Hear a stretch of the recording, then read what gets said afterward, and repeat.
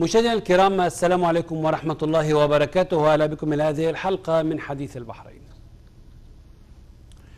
قمة مجلس التعاون اطلقت أعمالها في المنامة وسط تصريحات رسمية صاخبة وآمال شعبية فاترة. الشيخ حسين الديهي طلب بوضع الإصلاح السياسي على جدول الأعمال ورأى في إنجازه بوابة لاستقرار المنطقة. شعب البحرين ملتزم بمطالبه المحقة، ومحاولات التيئيس فشلت وهي رهان خاسر. جدول أعمال القمة يخلو من أي إشارة لملف حقوق الإنسان ومباحثات حول الأزمة في سوريا واليمن، وتجاهل تام للأزمة في البحرين. منظمة العفو الدولية قلقة من تجاهل القمة لملف حقوق الإنسان ومن تجاهل مناقشة قضية انتشار القمع في المنطقة بذريعة الأمن. فلماذا ينشغل قادة دول مجلس التعاون بأزمات المنطقة ويتغافلون عن أزمة الدولة المضيفة؟ إذن الديهي: الإصلاح السياسي في البحرين بوابة استقرار المنطقة، موضوع هذه الحلقة من حديث البحرين. بسم الله الرحمن الرحيم. طالب نائب أمين عام جمعية الوفاق الشيخ الديهي قمة مجلس التعاون المنعقدة في المنامة أن تكون نعمة لشعوب المنطقة وليس نقمة عليها، وأن تسهم في دفع عجلة الإصلاح السياسي والمشاركة السياسية لكل دولة بحسب طبيعة ظروفها وتوافقاتها مع شعبها.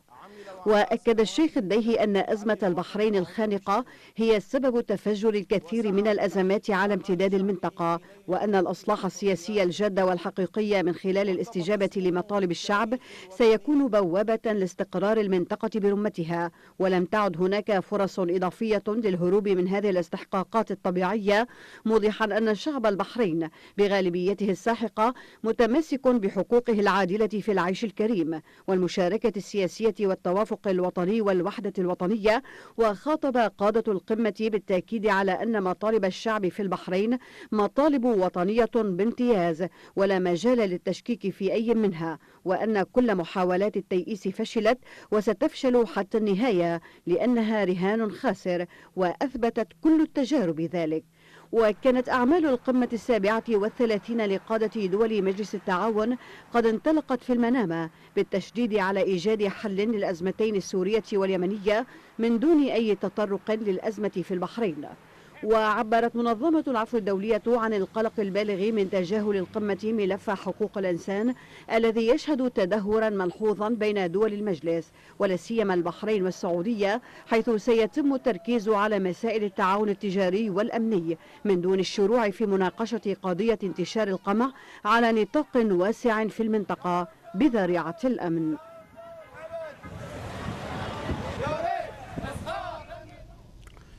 إذن لمناقشة هذا الموضوع واستعراض آخر التطورات على الساحة البحرينية في ظل انعقاد قمة مجلس التعاون، أرحب من بيروت بالأستاذ حسين يوسف الإعلامي البحريني، كما أرحب من لندن بالدكتور سعيد الشهابي الأمين العام لحركة أحرار البحرين. أهلا وسهلا بكم ضيوفي الكرام. طبعا نبدأ الحلقة بسؤال حلقة اليوم، والذي كان: هل تبحث قمة البحرين الأزمة السياسية أم تتجاهل هذه الأزمة؟ بالطبع هذا السؤال موجود كما هي العادة على صفحة البرنامج على الفيسبوك. مجموعة من الإجابات والتعليقات بدأت تتوالى، سنقرأها تباعا خلال الحلقة. أبدأ مع الإعلامي أبو نور رائد جميل الذي قال: همهم الكبير فقط الجمهورية الإسلامية. هذا ما قاله نور جميل. أما عبد الرضا الحسابي فيقول: أولويات القمة هي التعاون الأمني بين دول الخليج ولمساعدة البحرين عسكريا وإرسال المزيد من الجيش والسلاح لقمع الشعب البحريني وممارسة الانتهاكات بحق المعارضين السلميين المطالبين بالحقوق المشروعة للشعب. أما ياسين سايكو فأجاب: إذا لم يكن البحرين مكان في قمة البحرين فعليهم تغيير اسمها لقمة الخليج إذن، ولكن إذا طرحت القضية البحرينية هل سيصدر ما يسر المواطن البحريني ويخفف أعباءه بعد الإقصاء من العمل وسحب الجنسية والسجن؟ وهل يتم إشراك المعارضة في الحياة السياسية أم ستصدر المزيد من القوانين التي تزيد من إقصائهم؟ ولكن المؤكد أنه لا يمكن تجاهل القضية. أما زياد حسان فيقول: من المؤكد أن قمة المنامة سوف تبحث شؤون البحرين، ولكن هل يستفيد المواطن البحريني من القوانين والقرارات التي قد تصدر نتاج هذه القمة. هنا المهم والأهم بالنسبة للبحرينيين المقصيين من المشاركة في الحياة السياسية، هل ترد لهم هذه القمة اعتبارهم أم يزيد إقصاءهم؟ إذا سياد حسان يقول أن المؤكد أن قمة المنامة سوف تبحث شؤون البحرين.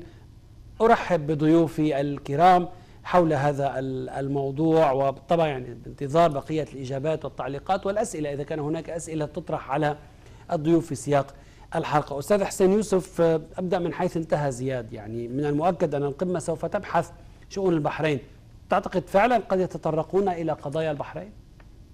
بسم الله الرحمن الرحيم. تحية لك وللأستاذ سعيد الشهابي وللمشاهدين الكرام. واقعا شؤون البحرين لا تبحث على أي طاولة استراتيجية في المنطقة، ليس بسبب أن الأزمة السياسية في البحرين هي ليست نقطة فارقة، ولكن بسبب الأوضاع التي جعلت أو صيرتها العائلة الحاكمة في البحرين بالنظر إلى البحرين إلى حليف تابع هامشي على هامش كل أزمات المنطقة. فالتعاطي مع الملف البحريني لن يكون هناك أي تعاطي مباشر على طاولة القمة بسبب هذا الأسلوب من تموضع للعائلة الحاكمة في خلفية الصورة السعودية والمحور السعودي الإماراتي القائم حاليا.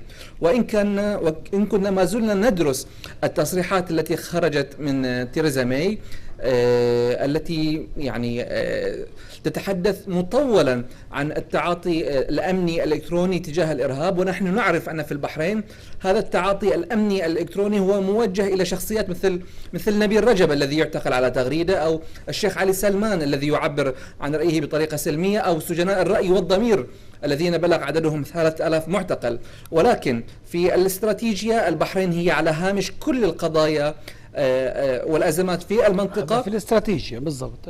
نعم، ولكن لا يوجد هناك حديث عن فكرة الإصلاح السياسي في منطقة الخليج، وإلا كانت البحرين في الصدارة. ستكون في الصدارة أكيد. دكتور سعيد الشهابي، أرحب بك من لندن مجددا، وأسألك سؤال الحلقة الذي نطرحه على الناس. يعني هل تبحث القمة أزمة البحرين أم تتجاهل القمة هذه الأزمة؟ برأيك التجاهل سيكون سمة هذه القمة لما يجري في البحرين؟ بسم الله الرحمن الرحيم. أهلا بك أخي الكريم وبضيفك الأستاذ حسين يوسف وبالمشاهدين الكرام. لم تعتد قمة مجلس التعاون أن تكون جادة أبدا. يعني هؤلاء الذين يحضرون يحضرون فقط كعلاقات عامة لمد الأيدي لبعضهم البعض، وأيضا للصور ولإقرار ما أقره وزراء خارجيتهم قبل أسبوع أو ما شابه. وبالتالي فهم هؤلاء الحكام يعتبرون من أكثر حكام العالم كسلا. يعني هم ليسوا جادين. هم يعني حاكم البحرين يبدأ يومه بعد منتصف النهار، هو رجل يحب ينام ويحب يلعب، وبالتالي هم لا يناقشون هذه الأمور. أي قضية هم لا يناقشون أي قضية، فقط هي بروتوكول أكثر من أن تكون قمة حقيقية. وكما ذكرت أنهم فقط يناقشون أو يقرون أو يبصمون على ما أقره وزراء خارجيتهم قبل انعقاد القمة.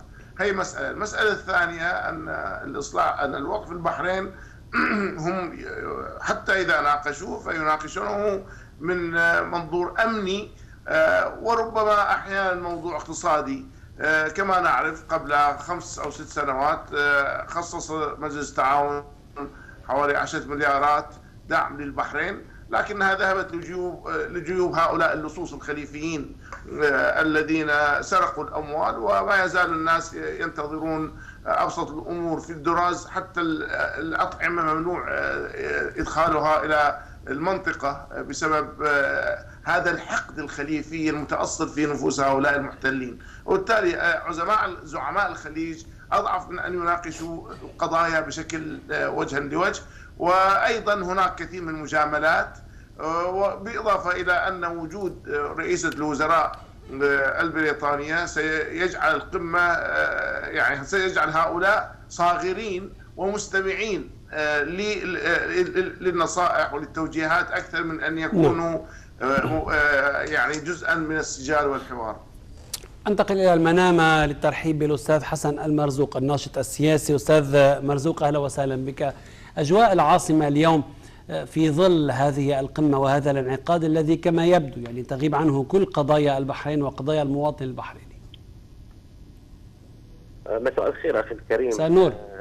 طبعا نحن كشعوب المنطقة دائما ما ننتظر من هذه القمم وهذه الاجتماعات ما يفيدنا كشعوب في المنطقة، ولكن هذه اللقاءات وهذه الاجتماعات وهذه القمم أصبحت واضح أنها لا تمت للمواطن الخليجي في واقعه الخليجي العربي.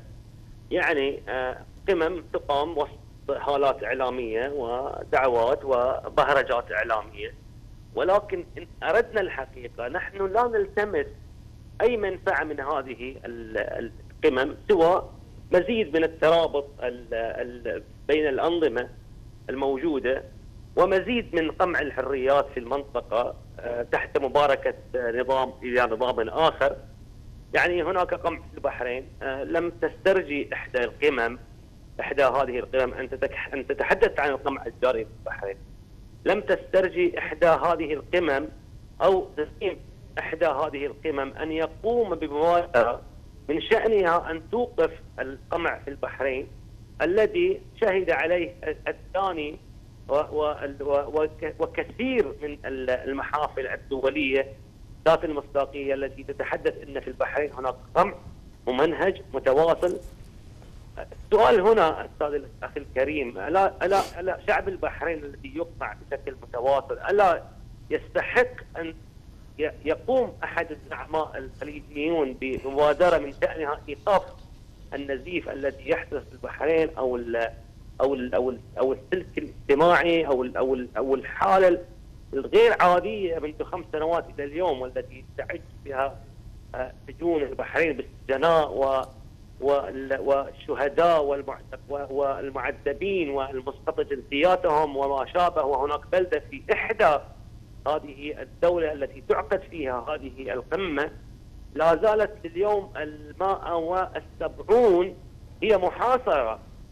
ألا تعني الزعماء هذه البلدة، ألا يعني الزعماء أصحاب هذه البلدة أو المواطنين أو القاطنين في هذه البلدة هناك أمور كثيرة نحن أحوج بها من أن تكون مجرد قمة للتنديد في تدخلات دولة أخرى أو لزيادة التسليح أو لتأطير روابط الصداقة مع البريطانيين أو غيرهم.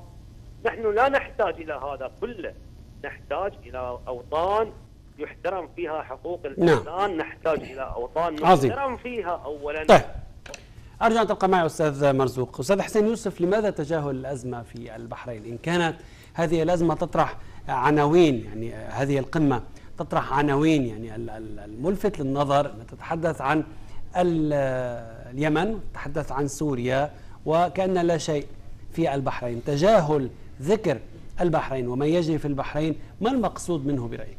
أعتقد أن هذه القمة قائمة على تجاهل كل ما من شأنه رعاية مصالح المواطنين. يعني على سبيل المثال لاحظنا البروباغندا الإعلامية التي رافقت التحضيرات لهذه القمة والحديث عن كلمة اتحاد خليجي. ثبت أن هناك بلدان خليجية أساسية رافضة إلى مشاريع إعلامية وهمية غير قائمة على لا تراعي الواقعية السياسية أساسا. ثم القفز على مصالح المواطنين الذين يعانون من سوء البنية التحتية معاناة المواطنين الخليجيين من آلية تعاطي حكامهم الغير جادة مع محظورات الإرهاب. أتكلم عن خطورة تغلغل الإرهاب الذي يعني عشش في كثير من الدول الخليجية بسبب أن هذه الحكومات لا تتعاطى جديا في محاربته. هم يتحدثون عن تحالف دولي لمواجهة الإرهاب يعمل في العراق ويريدون أن يفعلوه في سوريا، ونحن نعلم أن هناك مظلة سياسية ومظلة أمنية لرعاية هؤلاء موجودة في دول الخليج. واليوم يدعي تنظيم داعش الإرهابي أنه يصدر من مكتبه في حمص شريط فيديو واضح جدا عن وجود أفراد بحرينيين تحركوا من داخل البحرين إلى خارجها، وأعتقد أنه يخاطب بقية خلاياه في داخل البحرين للتحرك باتجاهات معينة. هذه كلها تحذيرات جادة من تنظيمات إرهابية رعتها تظللت بمظلة أمنية وسياسية داخل البحرين، ولا نواجه في قبالها إلا تصريحات إعلامية. لكن الجهد الأمني والجهد المالي والجهد السياسي هو في محاربة مشاريع الإصلاح، في محاربة مصالح المواطنين الذين يريدون الشراكة السياسية في البحرين وكذلك في الخليج. لاحظنا تذمر المواطنين الكويتيين على سبيل المثال من التدخلات الخليجية السافرة في تشويه صورة الديمقراطية والحراك السياسي الكويتي الذي يرعاه سمو الأمير الكويتي بطريقة المحافظة على دور البرلمان كمجلس تشريعي وكمنطقة قرار في البحرين وبقية دول الخليج. لا يراد لصوت المواطن أن يظهر. المؤسسات التي تختلقها هذه الحكومات هي مؤسسات شكلية وهمية.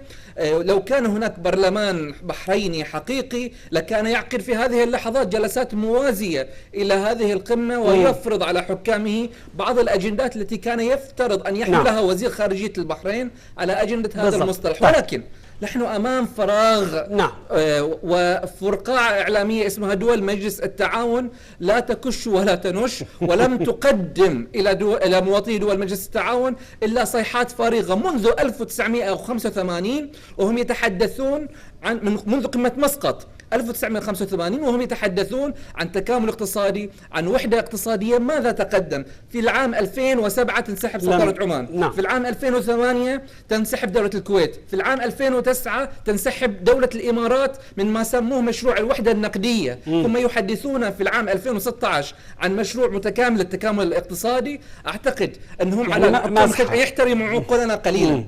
دكتور سعيد الشهابي، يعني التغطية على أزمة البحرين في قمة البحرين، يعني هل يحرف هذه القمة عن اهتمامات الرأي العام؟ بعض يقول أنه ربما المشاركة البريطانية وإبعاد الكلام عن ما يحصل في البحرين داخل القمة إنما يهدف إلى حرف الأنظار أو تغيير وجهة الرأي العام العالمي مما يحصل، وكأن القضية في البحرين انتهت، يعني بعض المحاكمات القضائية، بعض الأزمات الداخلية، والأمور تسير بشكل طبيعي.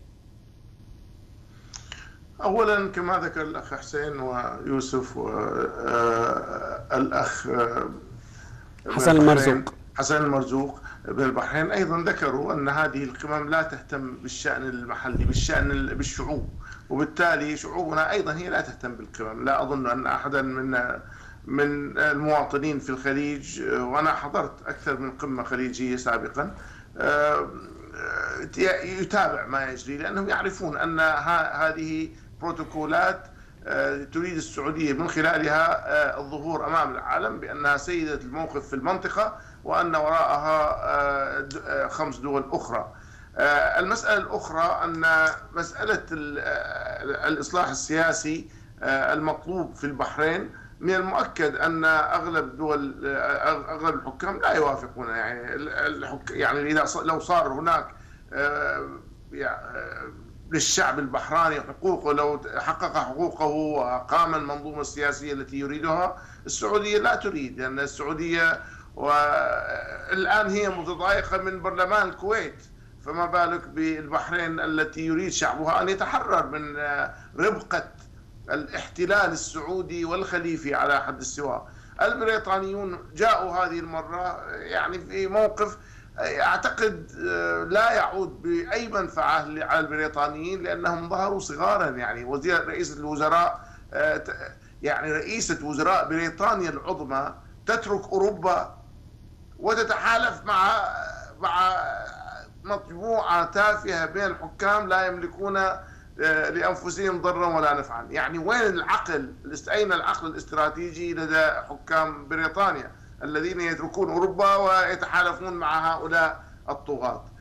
المسألة الثالثة أن شعب البحرين يسعى وحاول خلال الأيام الأخيرة إيصال صوته من خلال الاحتجاجات، من خلال إطفاء الأنوار، من خلال يعني أيضا ربما التكبيرات. أيضا هناك أيضا مطالبة بتفعيل كافة وسائل المعارضة السلمية، إيصال الصوت، خصوصا أن الشعب أيضا على موعد مع عيد الشهداء قريبا، وبالتالي البحرين الآن يعرف حاكم السعودية وحاكم الكويت وحاكم قطر، يعرف وحاكم الإمارات أن البحرين تعيش أزمة حقيقية، ذكروها في القمة أو لم يذكروها، فهم يعرفون أنهم معزولون تماما عن الشعب، وأن الإعلاميين الذين جاءوا، بعض الغربيين الذين حاولوا الوصول إلى بعض المناطق، منعوا وقمعوا وأبعدوا، لأن هناك حصارا يعني ستارا حديديا مفروضا خصوصا على منطقة الدراز. لو كان لدى أحد من هؤلاء خصوصا رئيسة وزراء بريطانيا هم حقيقي بحقوق الإنسان واهتمام، لطلبت أن تقابل الرموز مثل الأخ نبيل رجب في السجن، أو سماحة آية الله الشيخ عيسى قاسم في الدراز، لطالبوا برفع الحصار. حصار داخل بلد تعقد فيه قمة، هذا عار على التاريخ، عار على الأمة، نعم. عار على المنطقة، طيب. عار على العالم. أستاذ حسن المرزوق، يعني البعض هنا يتساءل عن دور المعارضة في أثناء انعقاد القمة، فعاليات أو تحضيرات أو عرائض، أو ما الذي يمكن أن تقوم به القوى المعارضة في فترة انعقاد هذه القمة في المنامة؟ لم تبقي السلطة في البحرين للمعارضة الحدود المفتوحة لكي تقيم هكذا فعاليات. في تملص واضح من قبل السلطة في حرية التحركات السياسية أو الانحراك السياسي في البحرين. يعني كما تعلمون أن في سجون السلطة في هذه الأثناء قيادات المعارضة ورموزها. هناك جمعية سياسية أغلقت وحلت، هناك أمين عام أمناء عامين لجمعيات سياسية موجودين في السجون. صحيح. ممنوع الحديث في السقف الذي لا ترتضيه السلطة. لذلك هناك تملص واضح من قبل السلطة في هذا الجانب، وهذه الجمعيات تعمل وفق قانون الجمعيات الذي يبيح لها أن تتحدث وأن تصدر البيانات وأن تندد بسياسات السلطة، وكذلك السياسات الخارجية التي من شأنها أن تقوض العمل السياسي في تلك البلدان. نحن هنا في البحرين ممنوعون من الحديث بشكل مباشر أو بشكل علني، ونعتقد بل نجزم أننا وإن تحركنا أو شاركنا في ندوة ما ضد هذه القمة أو بانتقاد هذه القمة، سوف نجرجر في اليوم التالي إلى جلسات التحقيق، ومن ثم إلى النيابة العامة، ومن ثم للمحاكمات، وهلما جرى كما تعلمون. لذلك الجمعيات السياسية اليوم تعتبر ليست بتلك القوة التي كانت عليها إبان فترة العمل السياسي الحقيقي في البحرين. اليوم نحن طيب أستاذ حسن المرزوق، سأضطر المقاطعة الدخول في فاصل قصير وأتابع محاور الحلقة مع الضيوف الكرام.